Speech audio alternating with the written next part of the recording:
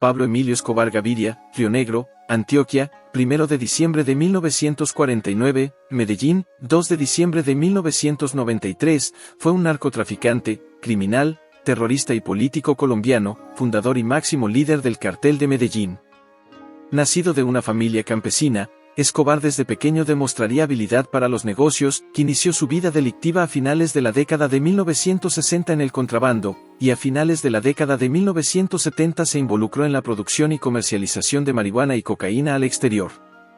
Tras formar alianzas con Gonzalo Rodríguez Gacha, Carlos Leder y Jorge Luis Ochoa y su clan, Escobar fundaría el Cartel de Medellín, organización que, en su auge, monopolizó el negocio de la cocaína desde su producción hasta su consumo, controlando más del 80% de la producción mundial de dicha droga y el 60% del mercado ilícito de la misma en Estados Unidos, logrando así consolidar su imperio criminal, convirtiéndolo en el hombre más poderoso de la mafia colombiana, acumulando una inmensa fortuna, que rondó los $8.000 millones entre bienes y efectivo, consagrándolo así como uno de los hombres más ricos del mundo según la revista Forbes durante 7 años consecutivos.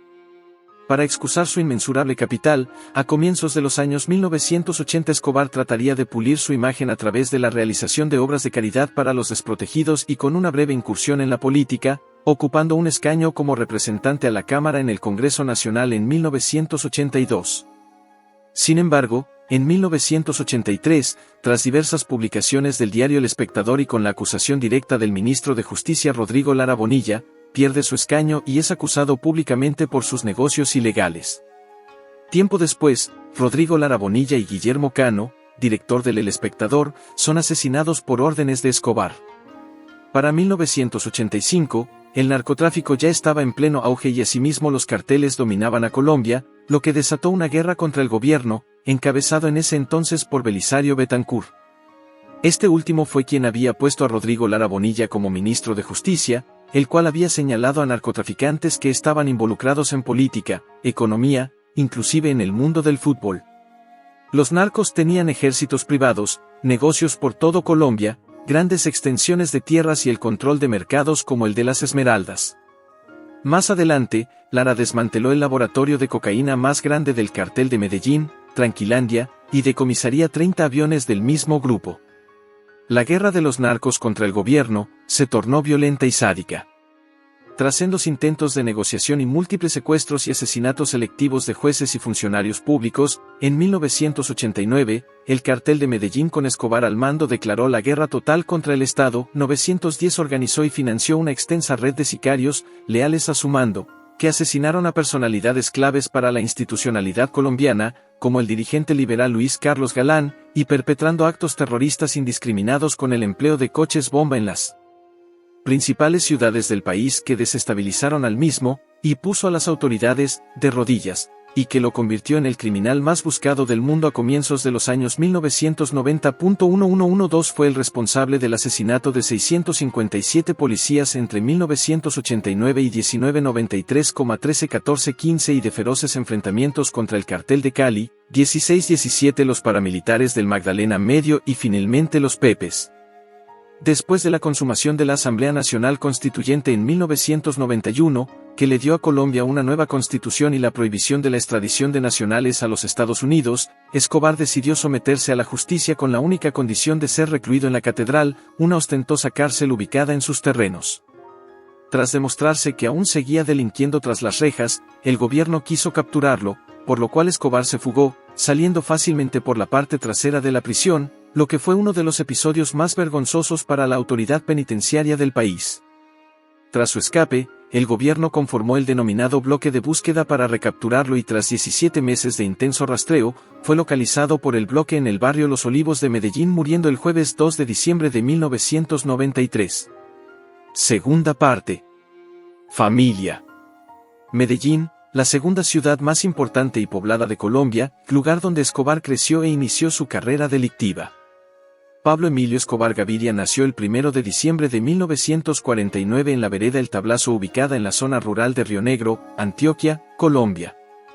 En el seno de un hogar humilde campesino, fue el segundo de un hogar de 7 hijos. Sus padres fueron Abel de Jesús Escobar Echeverry, 14 de marzo de 1914 a 25 de octubre de 2001, campesino agricultor que dejó una inmensa fortuna cuando falleció, y Hermilda de los Dolores Gaviria Berrio, 5 de abril de 1917 a 26 de octubre de 2006, maestra de escuela. Sus hermanos, en orden de nacimiento, fueron Roberto de Jesús, alias El Osito, Gloria Inés, Argemiro, Alba Marina, Luz María y Luis Fernando, el menor, nacido en 1958 y asesinado a los 19 años en 1977. Su abuelo materno, Roberto Gaviria Covaleda, 31 de enero de 1873 a 10 de marzo de 1943, ya le había precedido en actividades ilegales, ya que fue un renombrado contrabandista de whisky en épocas en que este era ilegal, principios del siglo XX. El mencionado Roberto Gaviria fue también el abuelo del abogado y político colombiano José Obdulio Gaviria. José Obdulio ha tenido que luchar contra su apellido. Desde hace 20 años le ha tocado capotear las circunstancias de ser el primo de Pablo Emilio Escobar Gaviria. En una entrevista concedida a la Televisión Nacional del entonces, años 80, Pablo Escobar manifestaba sobre sus orígenes lo siguiente: pues mi familia no tuvo unos recursos económicos importantes y vivimos dificultades como las que vive la mayoría del pueblo colombiano, entonces no somos ajenos a esos problemas, los conocemos profundamente y los entendemos.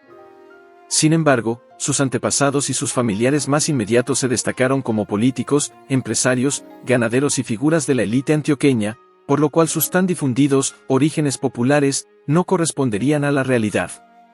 Entre su extensa parentela podemos mencionar a Isabel Gaviria Duque, primera dama de la nación, esposa de Carlos Restrepo, quien fue presidente de Colombia entre 1910 y 1914. El padrino de bautismo de Pablo Escobar fue el reconocido diplomático e intelectual colombiano Joaquín Vallejo Arbeláez. Infancia y juventud.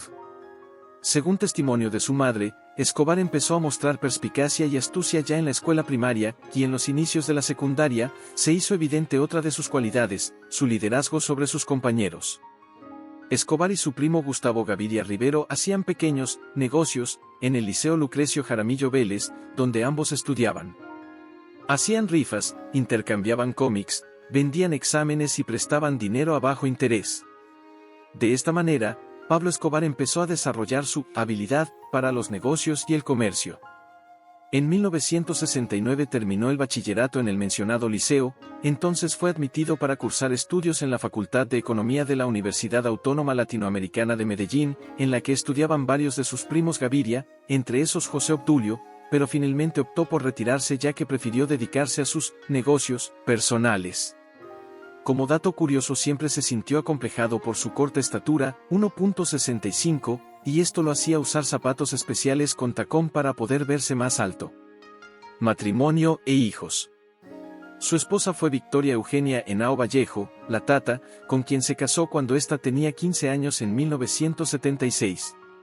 De dicha unión nacieron sus dos únicos hijos, Juan Pablo Escobar Henao el 24 de febrero de 1977 y Manuela Escobar Henao el 24 de mayo de 1984.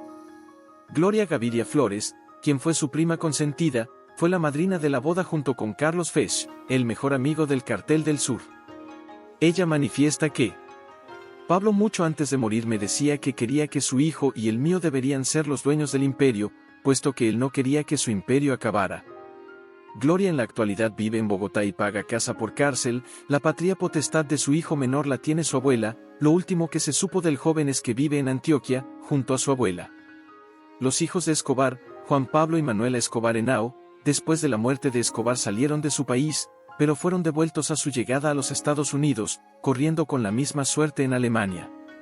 Finalmente, se instalaron en Buenos Aires, Argentina, donde tuvieron varios problemas legales que después lograron resolver. Por razones de seguridad, y para alejar el estigma de tener el apellido de Escobar, sus nombres y apellidos fueron cambiados por las autoridades colombianas antes de que salieran de ese país. Así, Victoria pasó a llamarse María Isabel Santos Caballero, Juan Pablo es ahora Juan Sebastián Marroquín Santos y Manuela se llama Juana Manuela Marroquín Santos, identidades que fueron recientemente reveladas por su propia voluntad. En 2009, un joven nacido en San José de Costa Rica afirmó a la prensa en Colombia ser hijo de una relación que, en 1974, Pablo Escobar habría mantenido con una mujer de Costa Rica. Según su versión, habría sido criado por su madre en el barrio de Desamparados. En 1985, Cuando el niño tenía 10 años de edad, su madre se lo llevó a los Estados Unidos. Se hizo llamar Pablo Escobar Jr. y se dedicó a cantar hip hop y a la actuación. Fue parte del elenco de la serie El Cartel de los Sapos y la telenovela El Rostro de Analía. La familia de Escobar denunció que sería un impostor. El 11 de diciembre de 2009, su hijo Juan Pablo presentó el documental biográfico Pecados de mi padre, en el que pide perdón a las familias víctimas de la violencia del narcotráfico. El 8 de noviembre de 2006, un día después de la muerte de su madre Hermilda, el cadáver de Escobar fue exhumado por orden de Nicolás Escobar, sobrino de Pablo e hijo de Roberto Escobar Gaviria, alias El Osito. Juan Pablo Escobar acusó a su primo de haber vendido las imágenes de la exhumación a la televisión, estas fueron transmitidas en directo, y de lucrarse con la memoria del asesino. La disputa familiar se hizo más profunda tras conocerse que Nicolás se quedó con 3 dientes y un pedazo del bigote que aún quedaba en la osamenta, aunque él alega que las conservó para realizar pruebas de ADN que resolverían los reclamos de paternidad de 2 supuestos hijos del narcotraficante. Carrera delictiva. Los comienzos de Escobar en el crimen organizado se dieron lenta pero, inexorablemente, y a lo largo de su carrera criminal, se sirvió de una extraña mezcla de violencia, sangre, paternalismo y filantropía para lograr sus fines. Mientras, por un lado, eliminaba sin piedad a sus competidores, ordenaba asesinatos, estimulaba intrigas o conspiraba contra figuras influyentes de la política o el gobierno, por el otro, regalaba sándwiches a los mendigos, erigía casas para los pobres de Medellín o construía campos de fútbol para los niños de los suburbios, lo que le proporcionaba un fuerte apoyo popular en los barrios más pobres de la ciudad. Escobar comenzó su carrera delictiva con pequeños timos, hurtos y trabajando para el rey del contrabando en Colombia, Alfredo Gómez López, Don Capone. Al contrario de lo que se decía, no tuvo un negocio de bicicletas ni robó lápidas para revenderlas, ya que era profundamente creyente desde muy pequeño, al igual que su familia.